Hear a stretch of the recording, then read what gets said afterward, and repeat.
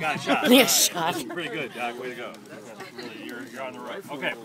So now, first thing you got to figure out is how badly is this guy wounded, and what you're going to do. But now we have no idea about germs whatsoever. Okay. So there's no idea that we have to have gloves, gowns, or nothing like that. So the best tool you have for feeling stuff to find out where it's at is your finger. Well, got millions of nerve endings in the end, right? Oh. So why don't you feel around in there and see if you can find something. Go for it, Carmen. Come on. Shove your finger in his leg. Go for it. Yeah, you gotta get in there. You know, hey, what's in this guy? Oh. Feel something, right? Oh, the leg's got to be squirming and kicking you. Now, this guy's probably awake at this point in time, okay? Because you're trying to assess how badly wounded he is. And so, you know, you might sit there and say, I think we can take this bullet out and save this guy's leg and he's going to be all right. Okay?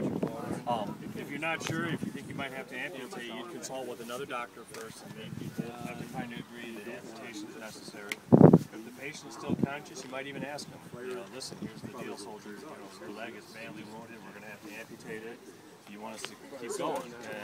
And depending on what the guy did for a living, if he was a farmer or something like that, he might say, I can't go without a leg, I won't be able to make a living. Just leave it go, and then give him some medicine for comfort and all that, but you know, he might not make it. If he was shot in the lower extremities, further away from the core, the better the chances were that you might survive. If you're shot in the guts, they're giving you last rites. You basically dead. So this guy's wounded down in his lower leg. And we might decide that we're going to try to save his leg, right? So they had all kinds of instruments. Very inventive, and they would have to do things to patients, and they would invent instruments to suit those purposes. So in this case, we want something long that's going to let us reach into a wound and grab a hold of something and pull it back out. Now this is not exactly a bullet retractor, but it could be used for that purpose. And it wouldn't be plated like this at the time of the Civil War because they didn't have that process at the time. But they would have had instruments very similar that would have kind of had the team to the largest bone in your body. That's what forceps have right here. All these instruments are basically... Stick that in your leg. Yeah, well this is actually used for pulling teeth out and stuff, but the instruments are, if you look at a catalog of medical instruments at the time, they'd have, you know, dozens of different kinds of forceps, scalpels, clamps, and all that. So they had stuff.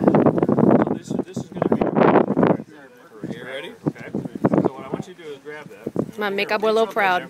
We've decided we're going to save this guy, right? So an assistant is going to be up there giving him some medicine called anesthesia that's going to knock him out. And you're going to say, is the patient asleep? You'll say, yep. Okay, so go ahead and see how he doesn't feel a thing right now. Okay? Good.